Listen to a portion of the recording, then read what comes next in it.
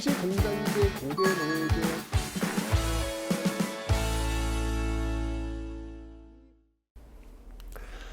네, 안녕하세요 여러분들. 역사는 최태성. 네. 자, 여러분들 이제 우리가 조선시대로 들어올 텐데 그 전에 제가 한번 이런 이야기를 좀 해드리고 싶어요. 여러분들 여러분들을 행복하게 할 수 있는 일을 용감하게 찾아가셨으면 좋겠습니다. 행복하게 하는 일 뭔지 알 것 같은데 두렵고 좀 무섭고 뭐 이런 것들이 있잖아요. 그래서 주저하게 되는 모습들이 있습니다. 근데 여러분들 행복하게 하는 일을 찾아야만 그 과정에서 나다움을 찾을 수가 있거든요. 인생을 살아가면서 우리 어차피 한 번밖에 못 살잖아요. 그죠? 근데 한 번 사는 인생, 내가 누구인지 내 나다움이 무엇인지를 모르고 그냥 휙 지나가 버리면 너무 속상할 것 같아요. 행복하게 할 수 있는 일을 찾는 과정 속에서 나다움을 찾을 수 있습니다. 그러니까 그런 거예요. 남들이 볼 때 그 일을 하는 거는 정말 힘들어 보이는데 해낼 수 있는 거예요. 이유가 뭔지 아세요? 행복하니까. 네, 그겁니다. 그러니까 저 같은 경우에도 많은 분들이 제 스케줄표를 보고 헐, 이걸 어떻게 해요? 이게 가능해요? 이런 이야기 정말 많이 하세요. 근데 조금 힘들지만 저를 조금은 지치게 하는 면도 없지 않아 있지만 견딜 수 있어요. 왜? 제가 하는 일의 가치를 느끼기 때문입니다. 그래서 여러분들 제 예를 들어서 한번 말씀드리는 거예요. 너무 좋아요. 예, 자신을 행복하게 할 수 있는 일, 그 과정에서 나다움을 찾을 수 있는 것이고 그 과정에서 가치를 찾을 수 있지 않을까라는 생각이 듭니다. 여러분들 조금만 용기를 가지시면 돼요. 주저하지 마시고 결과론적으로 볼 때 그게 맞아요. 근데 우리가 그 결과를 모르다 보니 좀 주저하는 면이 없지 않아 있잖아요. 조금만 좀 용기를 내보세요. 제 경험자로서 말씀을 드리는 거예요. 저도 똑같이 그런 고민했거든요. 주저하고 이거 하면 될까? 나 어떻게 나 먹고 살 수 있을까? 막 이런 고민들을 굉장히 많이 했거든요. 그런데 내 가슴을 뛰게 할 수 있는 일, 그 일을 하는 것이 결국은 인생을 살면서 맞는 것이었구나 라는 것을 대학교 졸업하고 한 20년 이상 지금 시간이 지났잖아요. 그러면서 얻은 인생의 결론이었습니다. 뭐 아직 제 인생이 끝나지 않은 거라서 그 이후에 어떻게 될지는 사실 저도 잘 몰라요. 근데 여기까지 살아보니 그래도 여러분들한테 이런 이야기를 할 수 있지 않을까라는 생각이 듭니다. 여러분들을 행복하게 할 수 있는 일, 용기 내서 그거 하세요.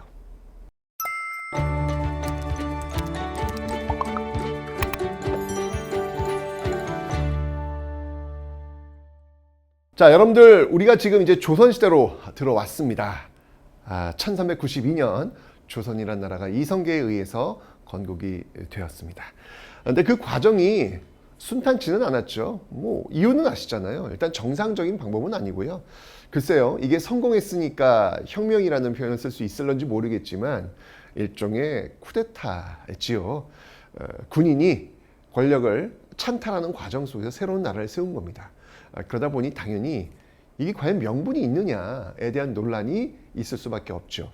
그래서 당시로 돌아가 본다면 당시 대다수 그 여론을 흔들고 있는, 여론을 쥐고 있는 성리학자들, 그들에게는 이거는 말이 안 되는 거예요.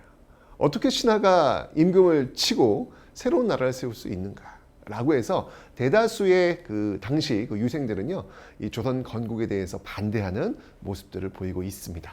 자, 여기 지금 신진 4대부들이 있죠. 이 권문세족과 그 권력 투쟁하는 과정 속에서 이 신진 4대부가 성장을 했습니다. 특히 이 신진 4대부 성장에 많은 역할을 했던 왕이 고려 공민왕이다 라고 설명드렸습니다. 비록 공민왕의 개혁이 실패로 돌아간 건 맞지만 그래도 그 공민왕이 뿌린 씨앗들이 바로 이렇게 조선 건국이라고 하는 결과물을 만들게 되었다라고 말씀을 드렸습니다. 자, 어쨌건 이 신진사대부는요, 바로 이 권문세족과의 그 투쟁 과정 속에 성장하게 되는데 그 과정 속에서 크게 두 세력으로 나뉘게 됩니다. 즉 정도전 부류의 새로운 나라, 다시 원점으로 세팅하자라고 하는 세력과 어떻게 신하가 왕을 갈아칠 수가 있느냐, 이거는 성리학적 그 철학적 원칙에 어긋난다, 명분에 맞지 않는다라고 하는 정몽주 계열이 있었습니다.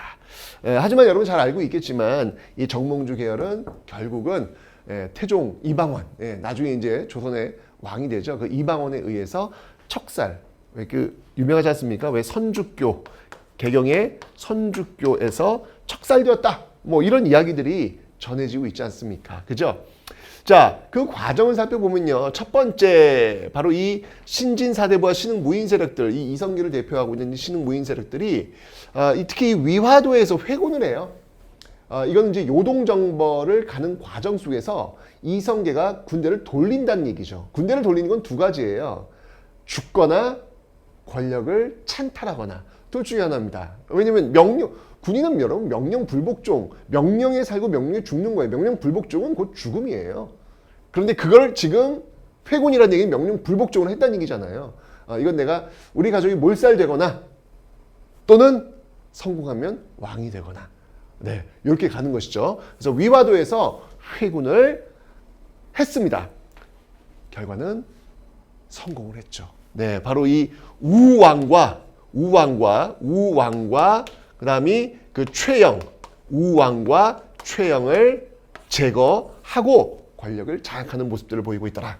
그리고 나서 이제 다음 이 권문세족의 경제적 기반을 무너뜨리기 위해서 과전법, 그러니까 이들이 갖고 있었던 이 대농장을 몰수해버리고 바로 이 신진사대부의 경제 기반으로 만들어버렸던 이 과전법을 통과시키고 그리고 조선이라는 나라를 건국하더라. 그래서 위화도해군, 과전법, 조선 건국 이렇게 순서를 여러분들 일단 기억해 놓으시면 되겠습니다. 자, 하지만 아까도 말씀했지만 대부분의 유학자들은요, 이 조선 건국에 대해서 굉장히 반대하는 모습들이 명분이 안 맞는 거라. 이게 신하가 왕을 갈아치는 건 일단 이건 명분에 자신들이 배운 원칙에 맞지가 않는 거예요. 결국은 대다수가 이렇게 정몽주 계열로 반대하는 모습들은 분명히 보이면서 이들은 이제 온건파 신진사대부라 그래요. 이들은 나는 조선 건국에 참여하지 않겠다라고 해서 대다수가 낙향하는 모습들을 보이고 있습니다.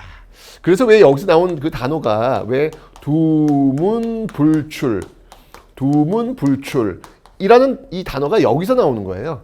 두문동에 들어가서 이 선비들이 두문동에 들어가서 불출 나오지를 않는다는 것이죠. 이 이성계가 좋은 선비를 쓰고 싶은 거라 새로운 나라를 지금 만들었으니까 그래서 좀 같이 좀 해주십시오라고 편지도 보내고 신하들도 보내지만 절대로 나오지 않더라. 그래서 두문불출이라는 말. 여러분들 왜 PC방에 가서 두문불출한다 뭐 이런 표현 쓰셨습니까? 그죠? 이게 여기서 나오는 단어가 되겠습니다. 자, 어쨌건 간에 여러분들 조선은 건국되었습니다. 바로 이 정도전 계열에 의해서 되었죠. 미리 말씀드리지만 여러분들 정몽주를 죽인 세력이 누구예요? 이방원. 나중에 알겠지만 여러분들 정도전을 죽인 것도 역시 이방원입니다.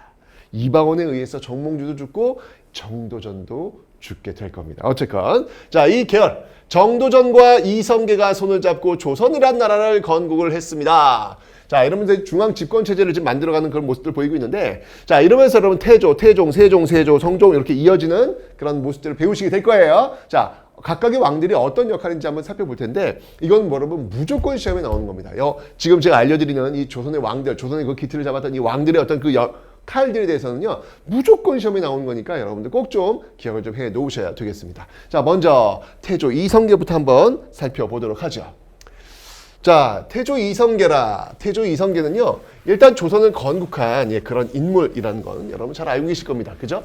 자, 그런데 기본적으로 이 조선의 설계자가 누구였냐면요 바로 삼봉 정도전, 호가 삼봉입니다. 정도전이라는 인물이었습니다. 실제로 이 정도전이라는 인물은 여러분들 아직까지도 우리의 삶에 굉장히 큰 영향을 미치고 있죠. 그러니까 실제로 이거예요. 수도 서울이 고려시대는 개경이었잖아요. 근데 이제 한양으로 온단 말이에요. 지금의 서울이란 말이죠. 그런데 딱 종이를 펼치고 말이죠. 이 정도전이 선을 하나 쭉 긋잖아요. 그럼 그것은 길이 됩니다. 점을 하나 딱 찍잖아요. 그럼 그게 문이 됩니다. 대단한 인물입니다. 이 정도전의 인물이. 그러니까 이 정도전은 재상 중심의 나라를 만들고 싶었어요. 재상 중심의 나라. 왜냐하면 왕은 바꿀 수가 없잖아요. 왕은 물론 자기는 바꿨지만 어쨌건 자기가 만드는 그 세상 속에서 왕은 바꿀 수 없잖아요. 근데 왕이 매번 세종처럼 똑똑한 왕이 나오는 건 아니잖아. 바꿀 수 없는 상황 속에서 이상한 왕도 나올 수 있잖아요. 연상 같은 사람 나올 수도 있잖아요. 그럼 어떻게 이걸 바꿀 수가 없단 말이에요. 그래서 왕한테 실권을 주는 게 아니라 늘 현명한 사람으로 바꿀 수 있는 재상, 이 재상 중심의 나라를 만들고 싶었던 것입니다. 정도전의 꿈이었던 거예요. 자, 그래서 한양도성을 설계하고 뭐 과정법 시행도 있었고요. 그의 저서를 한번 보면 대단합니다.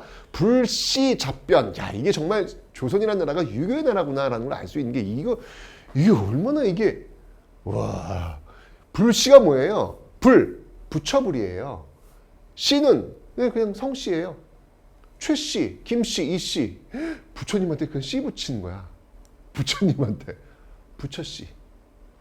와, 이것도 놀라운데 게다가 잡변이래. 해석해봐. 잡소리. 대박. 와. 최씨의 잡소리? 뭐 이런 식으로 지금 부처씨의 잡소리 이렇게 얘기를 하는 거예요. 야, 이 조선이라는 나라가 진짜 성리학의 나라, 유학의 나라가 맞구나라는 게 이 단어에서 딱 들어오지 않습니까? 그죠? 자, 이뿐만 아니라요. 조선 경국전 경제 문감 이건 뭐냐면 다 조선이란 나라를 운영하기 위한 시스템. 나중에 이제 조선 경국전 이후에 뭐 경국대전 이런 게 나오는 배경이 바로 여기서 나오는 겁니다. 경이라고 하는 것은 나라를 다스린다는 어떤 의미가 있거든요. 그 나라를 다스리기 위해서 경국이라는 게 그런 거예요. 나라를 다스리기 위해서 필요한 시스템. 이걸 다 정도전이 만들어낸 거예요. 대단한 인물이죠. 그 비전에 의해서 조선이라는 나라가 출발하고 있습니다. 그런데 말입니다. 이성계의 아들 이방원이 누구 맘대로 이게 재상의 나라야? 이것은 왕의 나라야. 이러면서 이제 이 태종 이방원은요, 왕자의 난을 일으키면서 이게 1차, 2차 왕자의 난이 있죠. 자, 그래서요, 이 태종 이방원은요, 명백합니다. 왕권 강화예요. 무슨 일이 있더라도 왕권을 강화시키겠다. 여기 지금 이 정도는 재상권 강화했잖아요. 웃긴 소리 하고 있네. 왕권 강화예요. 그래서 왕권을 강화시키기 위한 여러 가지 노력들을 보이는데 그중 대표적인 게 바로 이 육조 직계제다라는 겁니다. 육조 직계제. 육조 직계제 뭐냐면 여러분들 2호 예병 현공 정부 조직들이 있을 거 아니에요. 그 정부 조직들 실제로 이를 집행하는 부서들이에요. 그런데 이게 어떤 구조로 되어 있냐면 왕이 있고 그 밑에 재상들이 있다고요. 이게 의정부예요. 의정부. 그리고 이제 그것을 집행하는 육조가 있다고요. 있으면 태종 이방원 같은 경우에는요. 이 의정부, 영의정, 좌의정, 우의정 재상들이라고 합니다. 이들과 이야기를 해가지고 왜 내 의견을 그들과 상의를 해? 내가 왕인데 내가 왜 왕인데 재상들과 상의를 해? 웃겨. 왕이 명령하면 바로 실행해. 라고 하는 육조 직접 명령을 내리는 육조 직계제를 선언하는 것이죠. 재상권을 인정하지 않으니까 사실 그렇지 않습니까? 재상과 한판, 정도전이라고 하는 이 재상과 한판 싸움을 하면서 권력을 장악했던 인물인데 재상들과 이야기를 하겠어요? 네. 자, 이러면서 육조 직계제. 자, 그리고 사병을 혁파합니다. 와우, 이거야말로 정말 내로남불의 진수죠. 사병을 가지고 왕자의 난을 일으켰고 정도전을 죽였고 왕위를 찬탈했거든요. 근데 그 다음부터는 너네들은 이제 사병 갖지 마. 라고 해서 이제 사병을 없애는 거예요. 이게 진짜 진정한 내로남불입니다. 나는 되고 너희들은 안 돼. 라고 하는 것이죠. 왜냐면 근데 사병이 있으면 이건 왕권에게 칼을 겨눌 수 있잖아요. 그래서 사병을 혁파하는 모습들. 이러면서 이제 양전 사업은 뭐냐면요. 토지 조사 사업이라고 보시면 돼요. 근데 기본적으로 국가가 돌아가기 위해서는 세금을 걷어야 됩니다. 그죠? 그럼 세금을 걷으면 이 당시 농업사회니까 세금 어디서 나와요? 땅에서 나오잖아요. 그러니까 땅을 장악하고 있어야지. 땅이 얼마 있는지를 알아야지. 예, 그래서 양전 사업을 시행했고, 그 다음에 그 땅에 살고 있는 노동력을 또 조사해야 될 거 아니에요. 이게 바로 호패. 예, 호패를 남자한테 호패를 채워주는 거야.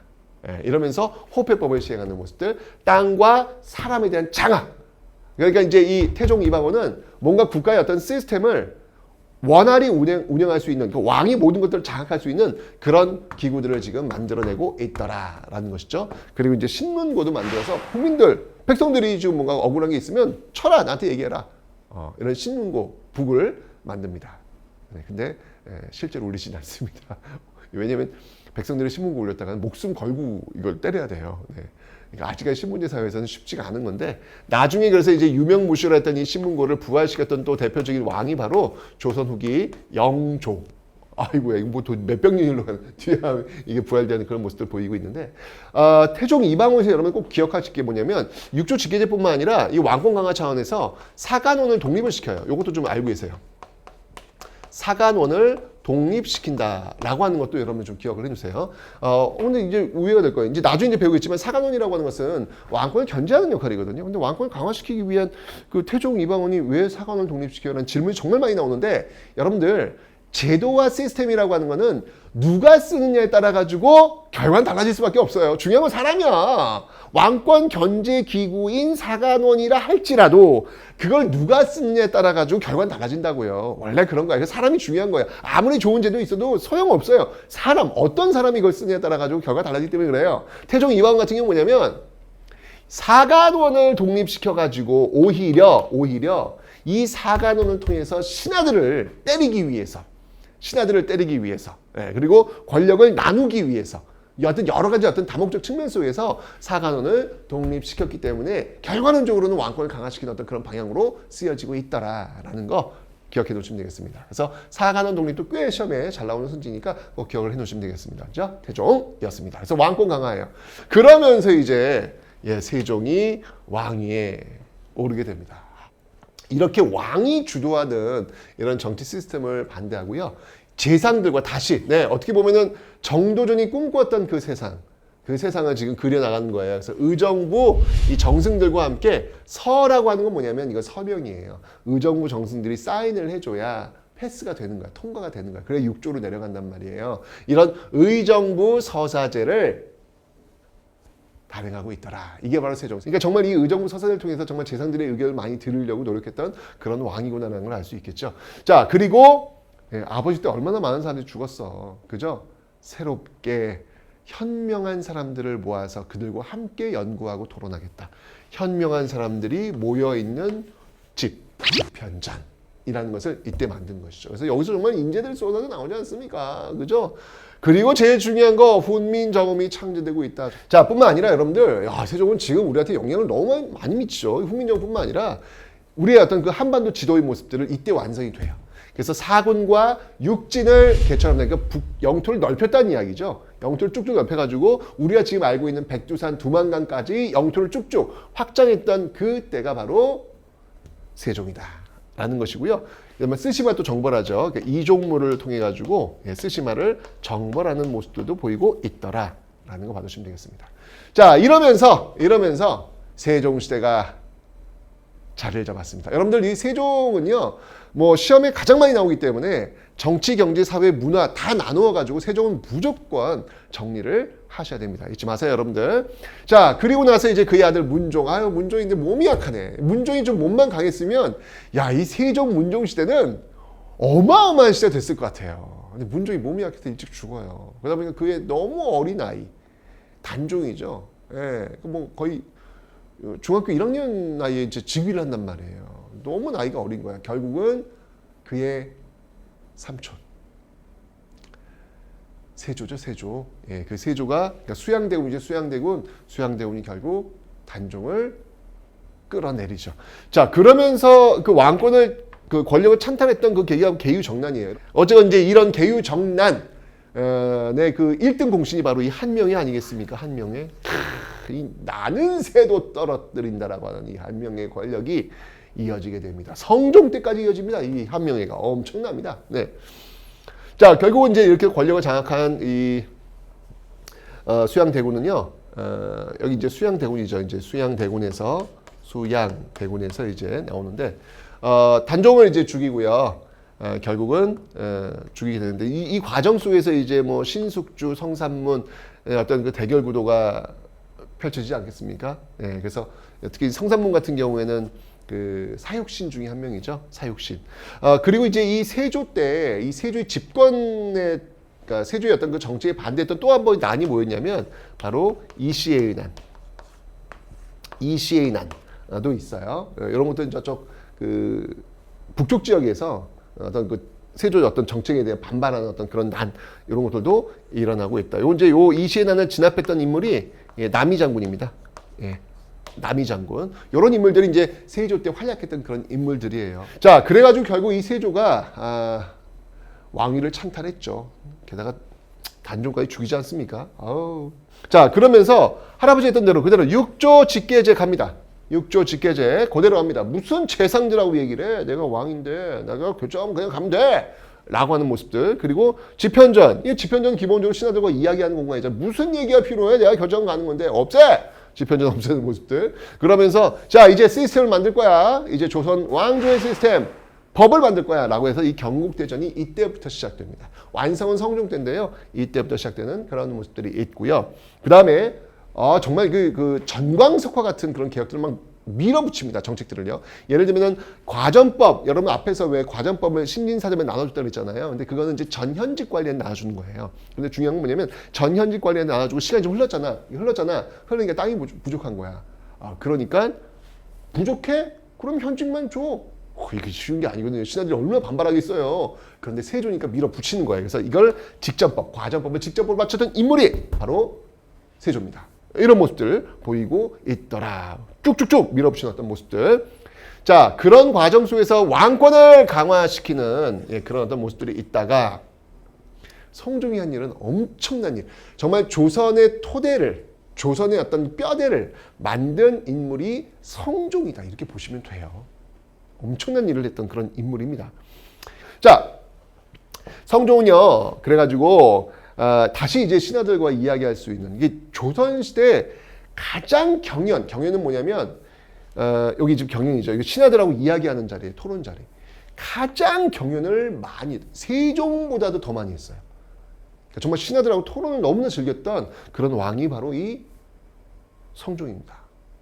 서연이라고 하는 것은 이제 왕세자가 이제 하는 겁니다. 그런 것들을 이제 담당하는 곳이 홍문관인데요. 이 홍문관, 옥당이라고도 불리죠. 이 홍문관을 다시 복원을, 지편전이 없앴던 걸 다시 복원시켰던 인물이 바로 성종이더라. 그리고 경국대전을 완성시켰던 왕이 바로 이 성종이 되겠습니다. 그러면서 이제 엄청난 많은 책들이 나요. 뭐 국조 오래의 뭐 악학 괴법 이건 음악 쪽 아니겠습니까? 뭐 음악이면 음악, 뭐 지리면 지리, 뭐 법이면 법. 하여튼 뭐 웬만한 저서들은 다 이때 성종 때 만들어요. 그러니까 이 묘호에 성이라고 하는 걸 붙이는 거예요. 그러니까 조선의 어떤 모든 시스템을 완성시켰던 성종이라고 보시면 됩니다. 자, 이렇게 가지고 이제 성종 때가 되어서야 조선의 어떤 시스템이 정착이 되고 있더라라고 하는 걸 받으시면 되겠네요.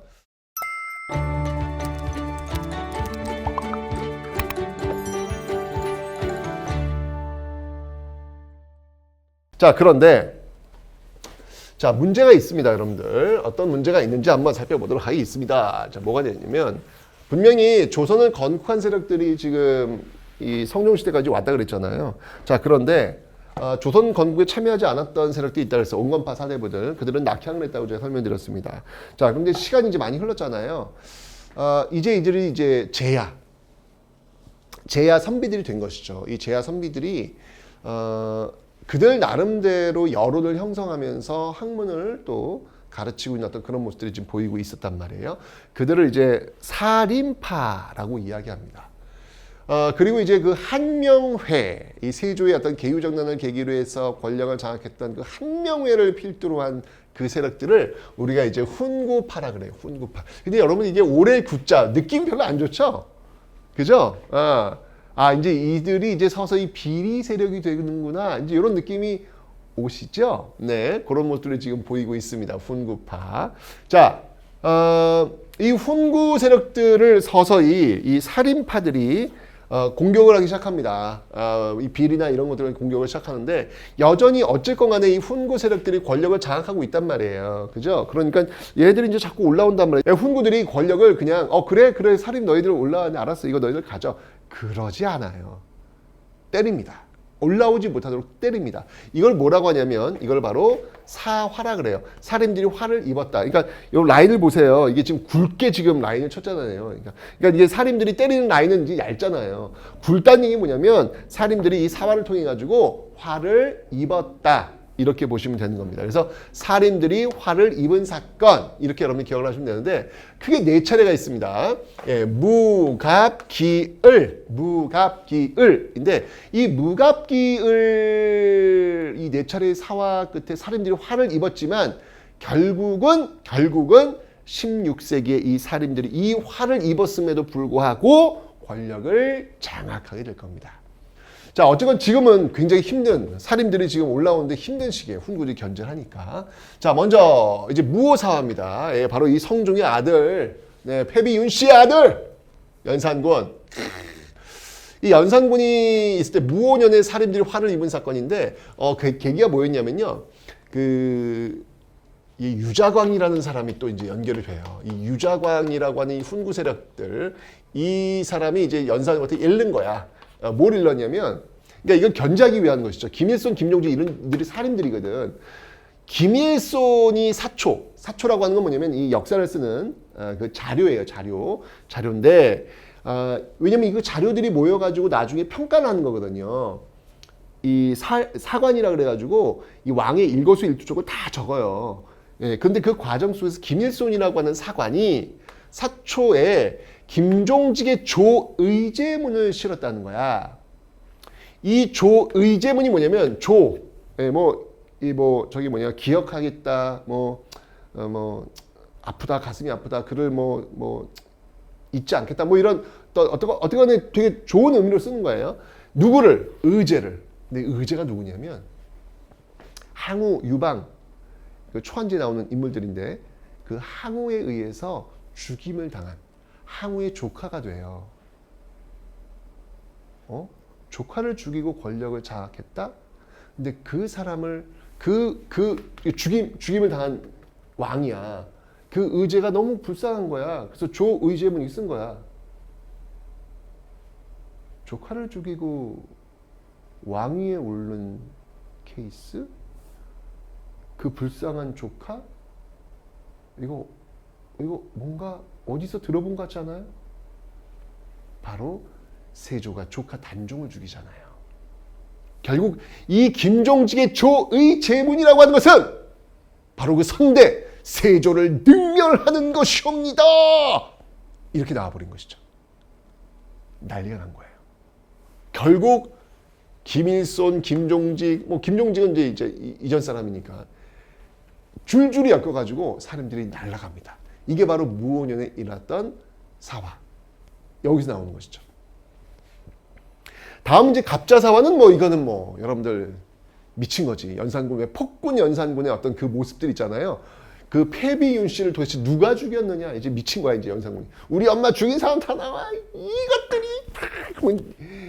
정말 있을 수 없는 어떤 그런 모습들을 보이는 게 갑자사화. 이제 이 과정 속에서 또 살인들이 또 화를 입기도 했습니다. 하지만 결국 이제 연산군은 반정에 의해서 쫓겨나게 되죠. 그게 바로 이제 중종 반정입니다. 중종 반정에 의해서 나오게 되는데 이때 이제 이 중종도 역시 마찬가지로 이 살인들을 굉장히 많이 등용을 해요. 그때 그 대표적인 살인이 누구였냐면 바로 조광조입니다. 조선의 3대 개혁 가면 여러분 누가 있냐면 조광조, 김육, 흥선대원군을 들 수 있는데 그 첫 번째 인물이 바로 조광조입니다. 앞으로 읽어도 조광조, 뒤로 읽어도 조광조. 이 조광조의 개혁. 이 조광조는요, 중종반정을 일으켰던 그 사람들 이렇게 명단을 이렇게 본 거야. 봤더니 뭐야? 여러분 반정이라고 하는 것은 쿠데타 아니겠습니까? 일종의 쿠데타. 그 역모 아니겠습니까? 이게 실패하면 역모예요. 성공하니까 반정이지, 그죠? 그러니까 많이 주저할 거 아니에요. 내가 여기다가 왕을 폐위한다고? 이러다가 만약에 혹시 실패하면 우린 삼족을 멸하게 되는데 어떻게 하지? 이런 거 있을 거 아니에요. 그런데 그렇게 주저했던 사람들이 중종반정 그 훈장 리스트에 막 올라가 있는 거야. 뭐야? 이거는 훈장, 이 훈장은 거짓 위자. 거짓된 훈장입니다. 이렇게 거짓된 훈장을 받은 사람들은 다 삭제시켜야 합니다. 라고 이야기를 한 거예요. 그런데 그 위훈의 대상자들이 주로 누구였냐면 훈구들이었거든. 그러니까 이거는 정면으로 이 조광조, 살인을 중심으로 한 이 조광조가 훈구를 때린 거예요. 훈구가 가만히 있겠냐고. 이것들 봐라. 이렇게 나올 수밖에 없겠죠. 그죠? 자, 그러면서 이 공격을 받게 되는데 그 과정에서 이 조광조가 어떤 개혁을 했냐면 소격서 폐지합니다. 그러니까 뭔가 훈구들이 유교의 어떤 유학의 어떤 그 이념 이런 것들을 지금 부정시킨 것들은 다 없앤 거예요. 소교섭은 하늘의 제사를 지내는 어떤 그런 것들을 관장하는 관청인데 제가 이야기했죠. 유학자들은 눈에 보이지 않는 것은 믿지 않습니다. 이게 그러니까 원칙론자예요. 조광조는 원칙론자. 유학의 어떤 그 원칙을 이야기하는 것이죠. 아니 유학자들이 왜 하늘의 제사를 지내? 왜 이런 거 없애야 돼? 라고 이야기하는 거예요. 그러면서 또 유학 공부, 이 수학을 또 보급시키는 그런 모습들도 보이고 있고요. 혈량과 바로 이 살인들을 등용하기 위한 현명한 사람들을 양성시키기 위한 어떤 그런 이건 추천됩니다. 추천돼. 이건 수시 전형이라고 보시면 돼요. 수시 전형. 시험 안 보고도 그냥 이렇게 올라올 수 있는 추천 전형에 의해서 살인들을 좀 끌어올리기 위해서 모습을 보이고 있는 것이죠. 이게 바로 조광조의 개혁 내용. 하지만 결국 훈구들이 가만히 두지 않는 거예요. 그래서 기묘한 일이 벌어집니다. 그 기묘한 일이 뭘까요? 바로 나뭇잎에 주초위왕. 주초위왕. 달릴 주자. 그리고 초자. 이게 주초위왕이라고 하는 한자가 글자에 새긴 거예요. 근데 여러분들 주초가 요 초를 여기다 이렇게 앉혀버리잖아요. 이렇게 되잖아요. 이건 뭐가 되면 조가 됩니다. 조. 그러니까 조씨가 왕이 된다. 이렇게 가버린 거라. 난리가 영모이옵니다.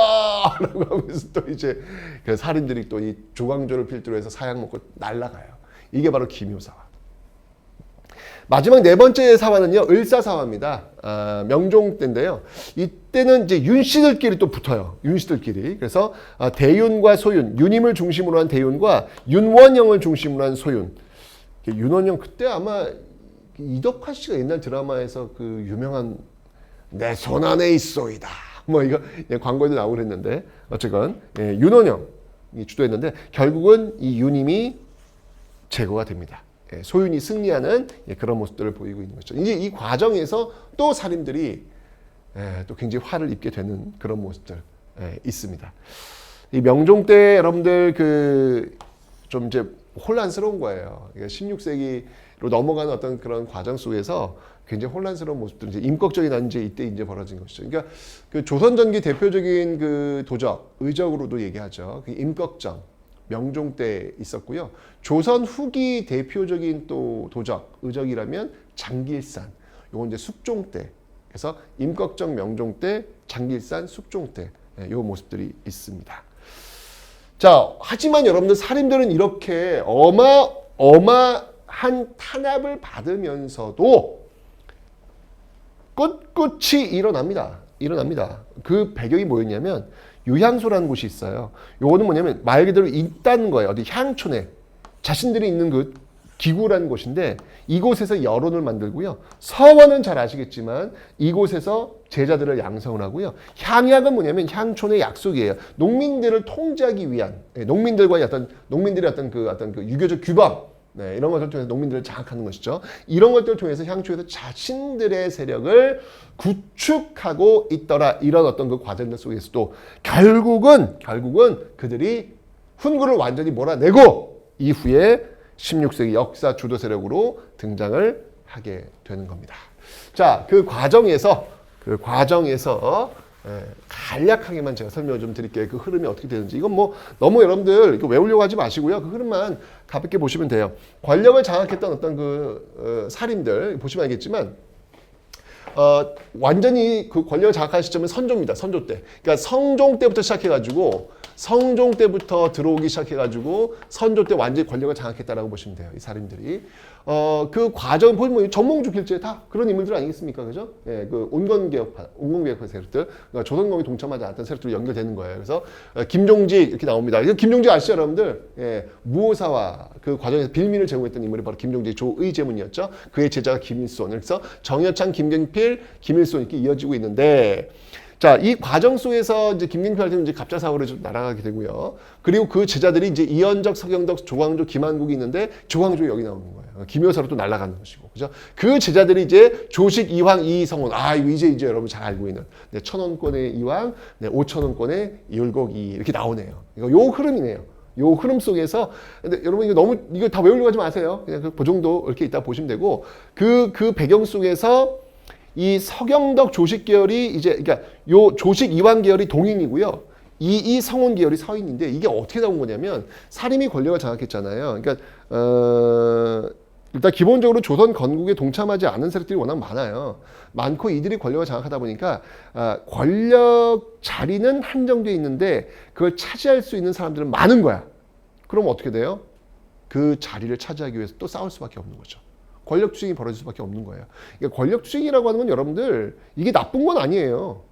왜냐면 권력을 장악하겠다라고 하는 얘기는 좀 더 좋은 세상을 내가 한번 이렇게 만들어 보겠다라고 하는 세력일 수 있잖아요. 그죠? 그러니까 권력 투쟁 자체가 나쁘다고 생각하시면 안 됩니다. 예. 어차피 정치라고 하는 건 권력 투쟁 속에서 업그레이드가 되는 거거든요. 그게 이제 벌어지고 있는 거예요.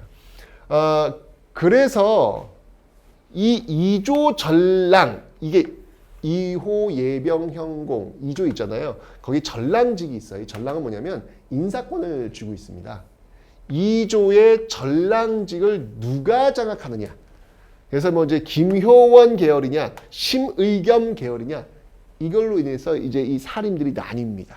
그게 바로 동인당, 서인당. 근데 이름이 이게 어떻게 지어진 거냐면 김효원이 그 한양의 동쪽에 집에 있었고요.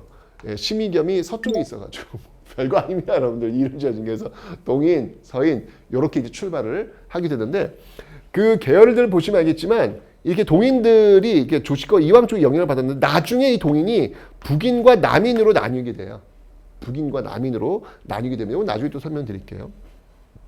그 다음에 이제 이이 성원 이쪽이 이제 서인당인데 나중에 이제 이건 이제 조선 후기로 가야 돼. 한참 뒤로 가야 돼요. 예, 노론당과 소론당으로 나뉘게 될 겁니다. 나뉘게 되는데 일단 여러분들 기억하실 게 뭐냐면 조선의 주류 세력은 어떤 당이냐면 바로 이이, 서이, 노론 요쪽 계열이에요. 예. 그러니까 16세기 권력을 장악한 게 제가 서인, 그러니까 사림들이라고 그랬잖아요. 그 사림의 대다수의 어떤 그 흐름 속에서 이쪽 계열이 이제 몇백 년 동안 집권 세력이라고 보시면 돼요. 예. 이이, 서인, 그리고 노론으로 이어지는 요 흐름. 요게 바로 조선의 집권 세력. 그러니까 앞에 15세기를 이끌었던 훈구. 그 다음은 대부분 이쪽 계열이라고 보시면 돼요. 물론 이제 그 과정에 권력쟁이 왔다 갔다 하겠지만 대부분은 이렇게 연결된다. 이렇게 보시면 되겠습니다. 5,000원권. 5,000원권이 주류입니다. 5,000원권이 주류입니다. 네. 요렇게 해서 이제 여러분들 이제 16세기 사림이 권력을 장악하는 모습까지 우리가 살펴봤습니다.